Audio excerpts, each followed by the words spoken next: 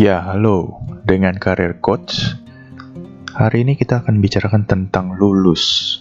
Jadi lulus adalah hal yang paling menggembirakan bagi semua pelajar. Tetapi itu juga yang artinya bahwa Anda harus mulai meniti karir. Di video kali ini, saya akan beri gambaran untuk teman-teman semua, cara untuk mendapatkan karir yang cocok dengan Anda. Oke, karir terdiri dari 3 jenis. Yang pertama, karir menjadi karyawan. Oke, di zaman milenial ini kamu mempunyai 2 pilihan. Yang pertama adalah menjadi karyawan di perusahaan konvensional dan corporate, dan yang kedua adalah menjadi karyawan di startup. Oke, pertama, menjadi karyawan di perusahaan konvensional dan corporate pada umumnya makin besar perusahaan tersebut akan makin panjang juga jenjang karirnya. Jadi pas kamu masuk, kamu menjadi fresh graduate, lalu menjadi supervisor, assistant manager, manager, head, director. Tetapi full scope pekerjaan Anda itu sudah jelas dan job desk Anda itu sudah jelas.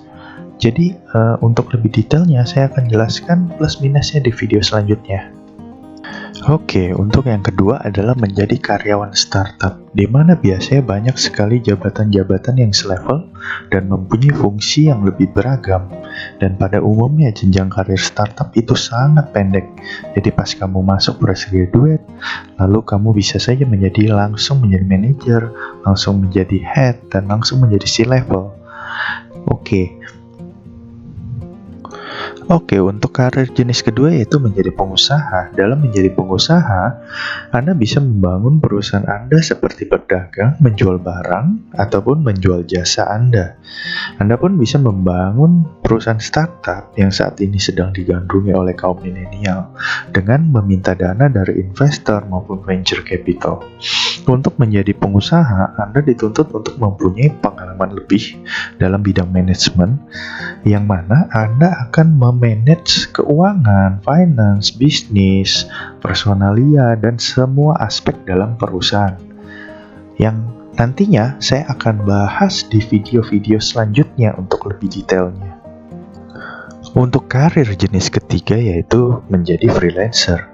Dalam menjadi freelancer, yang harus Anda punya yaitu skill. Jadi kemampuan skill Anda akan jual itu kepada individu, orang-orang, perusahaan, ataupun startup yang membutuhkan jasa kemampuan Anda.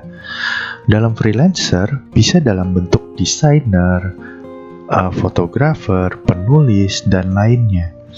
Jadi untuk menjadi freelancer, tentu semakin skill Anda bagus, semakin dihargai, produk Anda ataupun kemampuan Anda akan semakin tinggi pula nilainya yang akan dibayar oleh customer Anda.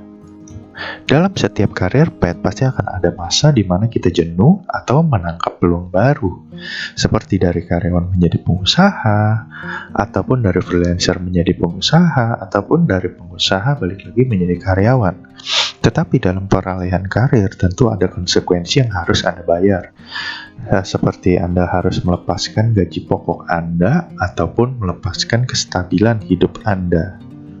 Oke, untuk tip dasar Anda agar bisa sukses, yaitu kuncinya adalah Anda harus mempunyai mental terus berkembang dan rasa lapar untuk belajar hal yang baru. Oke, di video kali ini saya hanya memberikan gambaran besarnya saja dalam meniti karir. Di video-video selanjutnya saya akan memberikan gambaran lebih detail untuk masing-masing bidang dan aspek.